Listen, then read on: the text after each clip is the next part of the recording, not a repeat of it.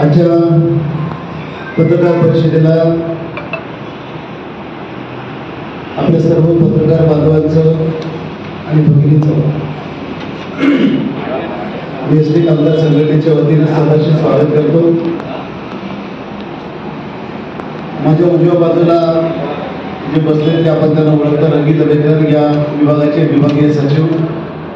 माझ्या डाव्या बाजूला जे आहे ते आमचे राज्याचे उपाध्यक्ष, ज्यांनी अनेक वर्ष कोकणाचे प्रादेशिक सचिव म्हणून काम केलं, ते दिलीपजी साटम आहेत। त्यांच्या बाजूला या रत्नागिरी जिल्ह्याचे कार्याध्यक्ष शेखरजी सावंत साहेब आहेत आणि आमच्या रत्नागिरी विभागाचे विभागीय अध्यक्ष पलीकडच्या कोपऱ्यामध्ये राजू उर्फ नाना मयेकर। आज रत्नागिरीचा दौरा अचानकपणे घ्यावा लागला। त्याचं कारण असं आहे की कामगार सेना जी एसटी कामगार संघटनेमध्ये होती त्याचे विभागीय सचिव सचिन वायगणकर आणि त्यांची सर्व टीम आज आमच्या संघटनेमध्ये प्रवेश करते आहे। आपली पत्रकार परिषद झाली की त्यांचा प्रवेशाचा कार्यक्रम आहे। मी काल सांगलीमध्ये होतो आणि सांगली जिल्ह्यामधून सगळ्या टीममधून सुमारे 250 कर्मचारी काल प्रवेश करते झाले।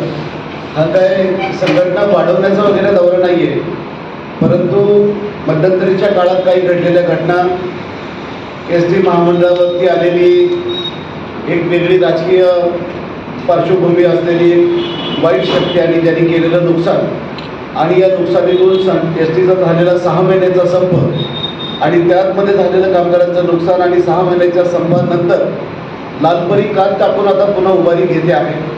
लालपरीची आकडेवारी जर आता आपण बघितले तर लालपरी आता नफ्याच्या दिशेकडे वाटचाल करत आहे।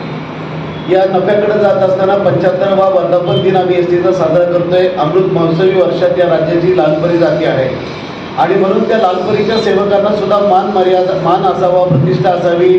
त्यांच्या वेतन चिठ्ठीमधला आकडा हा लोकांना दाखवण्यासारखा असावा, किंबहुना राज्य सरकार एवढा असावा, याच्यासाठी एसटी कामगार संघटना अहोरात्र काम करते आहे। याचाच प्रत्यय गेल्या 11 तारखेला आम्ही आमच्या आर्थिक मुद्द्यावरती आझाद मैदानावरती उपोषण लावलेलं होतं आणि 11 तारखेनंतर 11-12 या 2 दिवसाचं अल्टिमेटम सरकारला दिलं होतं आणि 11-12 तारखेपर्यंत सरकारने आमच्या मागण्या मान्य नाही केल्या तर 13 तारखेपासून राज्यभरात सगळीकडं आम्ही जिल्हा वाईज म्हणजे गणपतीच्या पूर्वी आम्ही उपोषण आंदोलन करणार होतो।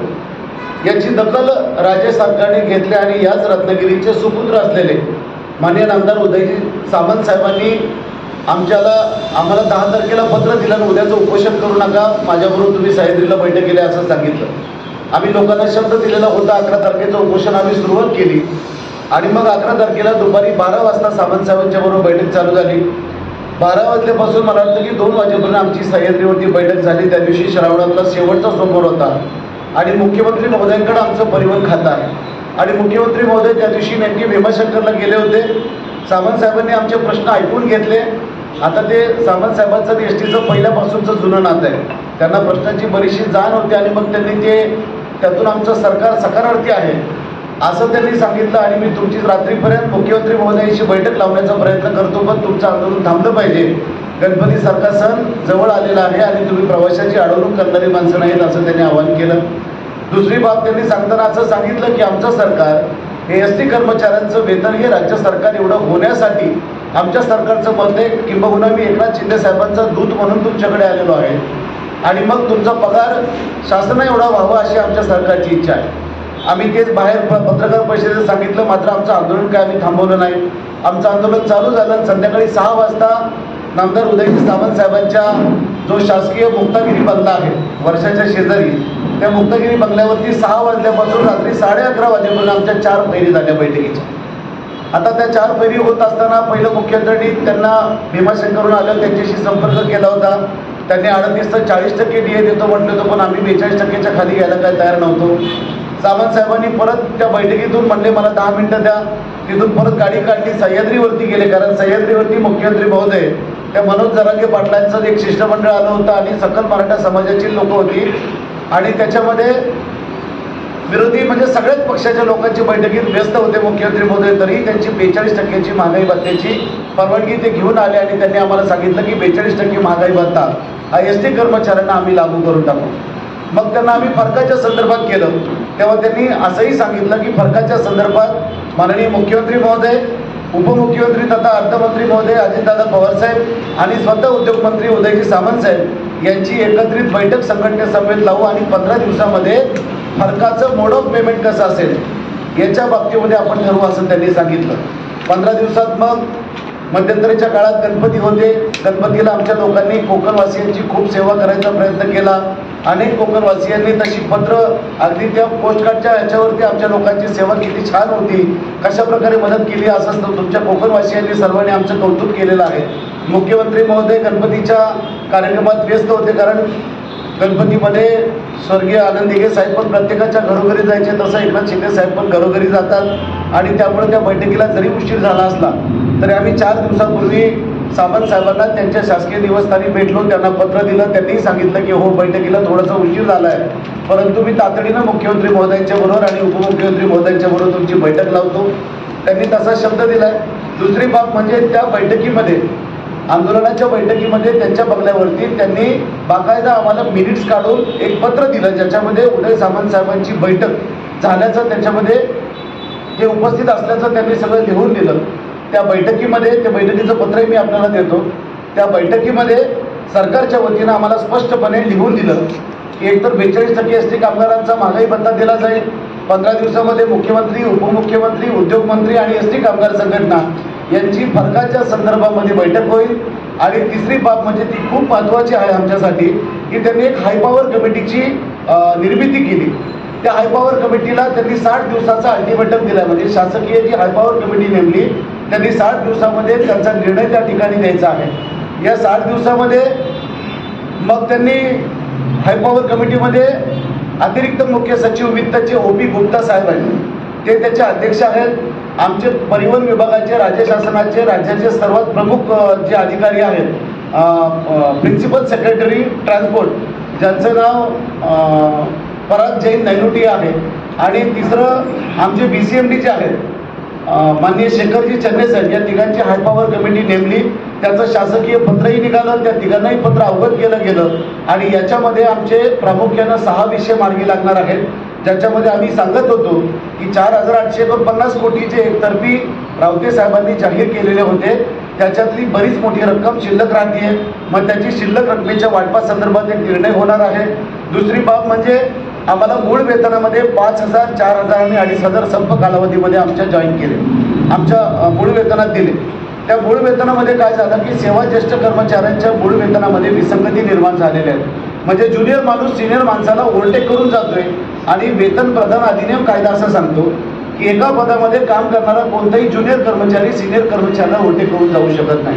आणि म्हणून त्यांना आम्ही तिन्ही ठिकाणी 5,000ची मागणी केली होती. पण तो एक त्यांनी प्रश्न 5,000, 4,000, 2,500 याच्यामधल्या अनामली दूर करायचा एक निर्णय त्याच्यामध्ये घेण्याचा ठरवलेला आहे. तिसरी बाब म्हणजे जसं की सामंत साहेब आम्हाला सभागृहामध्ये सह्याद्रीमध्ये म्हटले होते की आमच्या सरकारची मनस्वी इच्छा आहे. कालही मी एक पत्रकार परिषद त्यांची बघितली सरकारची, कालही त्यांनी तसाच उल्लेख केला की राज्य शासना एवढं वेतन SD कामगारांचं असलं पाहिजे.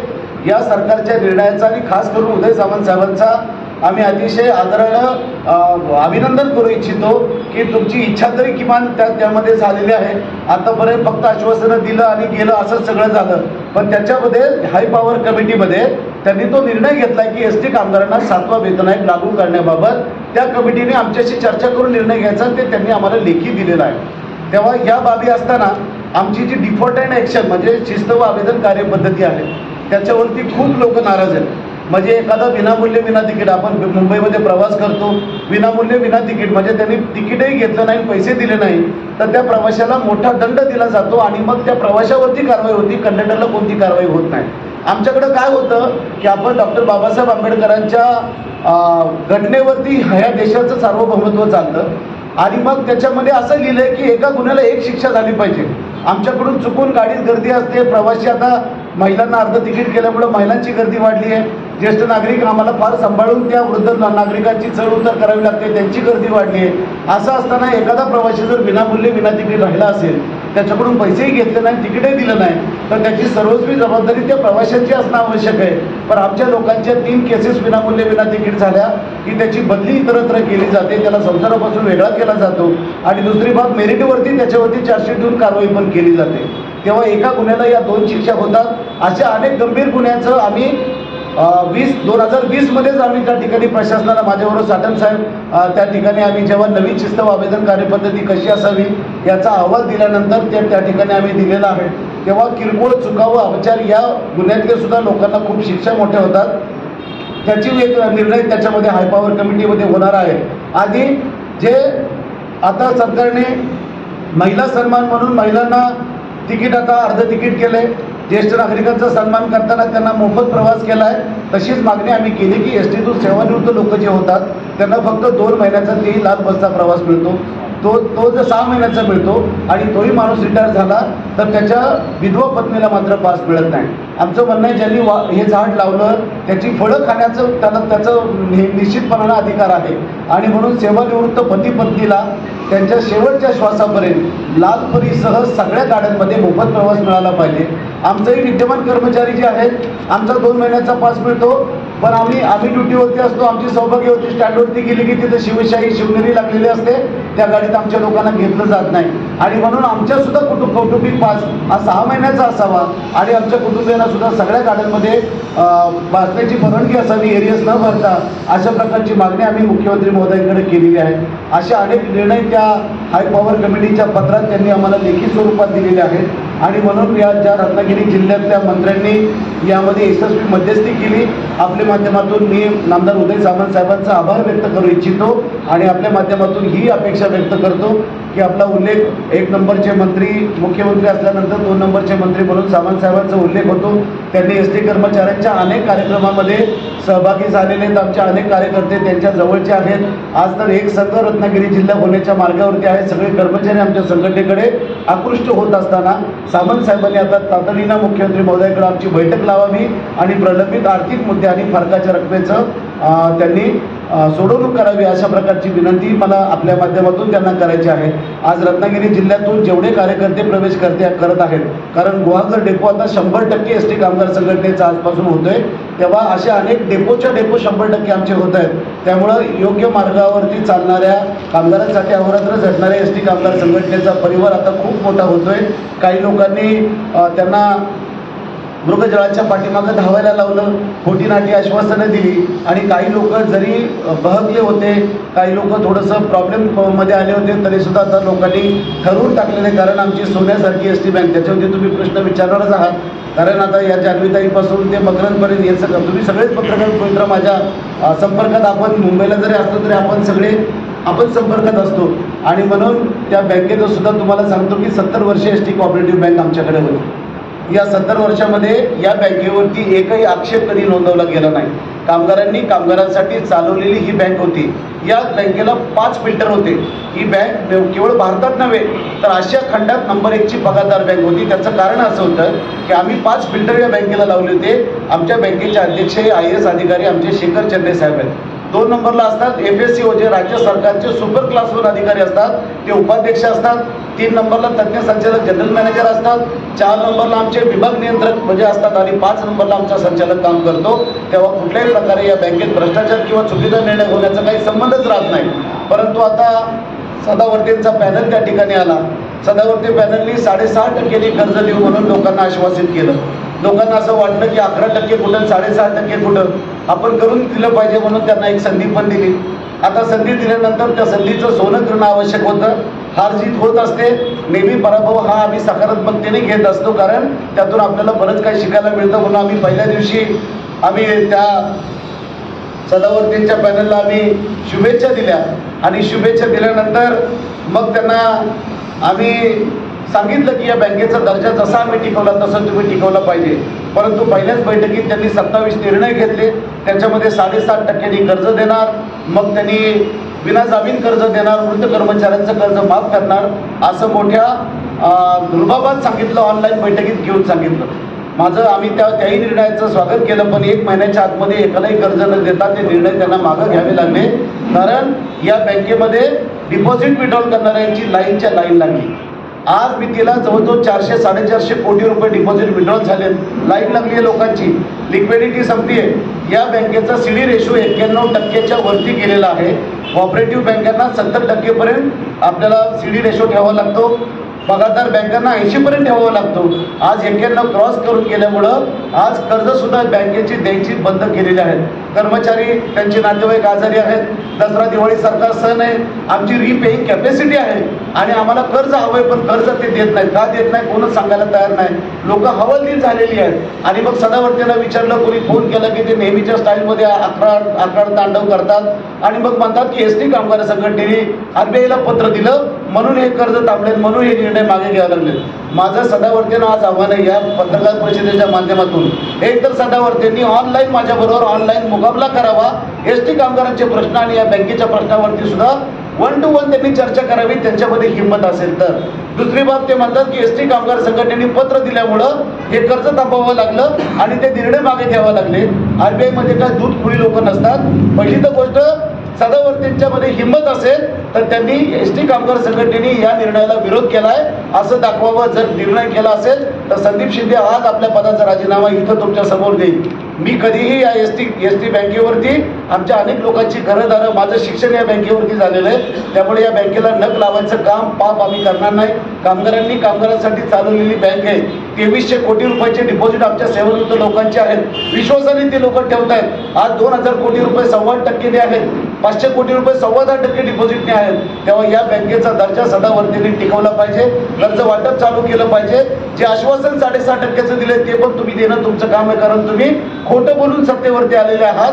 तेव्हा फार काय फरकाने आमचा पॅनल पडलेला नाही, पण आम्ही आमचा पराभव मान्य केलाय. तुम्हाला शुभेच्छा देत असताना या बँकेचा दर्जा टिकवला पाहिजे. तातडीनं कर्ज वाटप चालू केलं पाहिजे, नाहीतर सगळे कर्मचारी दसरा दिवाळी तुमच्या संचालकाच्या घरापुढे घेऊन मी बसेल, याची मी या माध्यमातून त्यांना इशारा सुद्धा देतो आहे. तेव्हा माझी इच्छा एवढीच आहे की 75वं वर्ष या STचं आहे आणि मुख्यमंत्री महोदयांना असं सांगितलंय की अमृत महोत्सवी वर्षात आम्हाला 15,000 रुपयाची दिवाळी भेट तुमच्याकडून देण्यात यावी. तेही मागणी ती मान्य करतील अशी अपेक्षा आपल्या मुख्यमंत्री महोदय आणि सामंत साहेबांकडून मी व्यक्त करतो. आणि पुन्हा एकदा आपण या पत्र परिषदेला आलात त्याबद्दल मी आपल्या सर्वांचे आभार व्यक्त करून तुम्हाला प्रश्न विचारण्याची विनंती करतो. सदावर्ते पडळकर खोतांनी आंदोलन लांबवलं, चिडवलं, सगळ्या गोष्टी झाल्या. त्याच्यातून त्यांनी खरं तर विलिनीकरण करणं हा सरकारचा धोरणात्मक निर्णय असताना सरकारला 3 टाईम शिवाय द्यायचे ते आझाद मैदानातून. आणि मग माननीय उच्च न्यायमूर्तींकडे त्यांनी हाय पॉवर कमिटीची मागणी केली. त्या कमिटीचा निर्णय आला आणि निर्णय आल्यानंतर विलिनीकरण तर त्यांनी खड्ड्यात घालवलं, पण त्याच्यामध्ये STला ऊर्जित अवस्था आणण्यासाठी 35%चं खासगीकरण सजेस्ट केलं. त्या 35% खासगीकरणातून आम्हाला आता 16,000 गाड्या 5 वर्षात आणण्याचा निर्णय, प्रायव्हेटच्या गाड्या येत आहेत आणि त्याच्यावरती ड्रायव्हर त्यांचे आणि वर्कशॉप त्यांचा आहे. 100 काल मी सांगलीत होतो, तिथं 100 गाड्या आल्या तर एकूण 300 गाड्या येणार आहेत आणि आपल्या रत्नागिरीमध्ये 100 गाड्या आल्या तर अजून 200 गाड्या काहीतरी येणार आहेत. तेव्हा त्या खाजगी गाड्या ज्या येत आहेत त्या खाजगी मालकाच्या आहेत.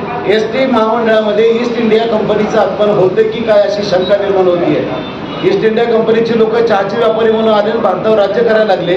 जर 5 वर्षात खासगी गाड्या 16,000 आल्या तर STचं स्वतःची गाडी राहणार नाही आणि म्हणून मग त्या गोष्टीला विरोध करणं आवश्यक आहे. आता ज्यांनी आंदोलन तापवलं होतं ती लोक काय रस्त्यावर यायला तयार नाहीत. ST कामगार संघटनेकडून मात्र खासगीला विरोध केला जातोय. तेव्हा सरकारला विनंती आहे की आपल्या स्वतःची लालपरी असावी, स्वतःचं सगळ्या गोष्टींमधून स्वतःच्या गाड्या खरेदी कराव्यात, स्वतःचे चालक व्हा. कारण मागे शिवनेरीचं शिवशाहीचं काय झालं तुम्हाला माहिती आहे. याच रत्नागिरीमध्ये इन्सिडेंट घडला होता. एका जोडप्याला उडून शिवशाही जेव्हा गेली तेव्हा त्या ड्रायव्हरला पकडून आणलं. लिटरली त्याच्याकडे 3 व्हीलरचं लायसन्स होतं. या रत्नागिरीत ती घटना होती. तेव्हा तुम्ही छापलं होतं ते सगळ्या गोष्टी.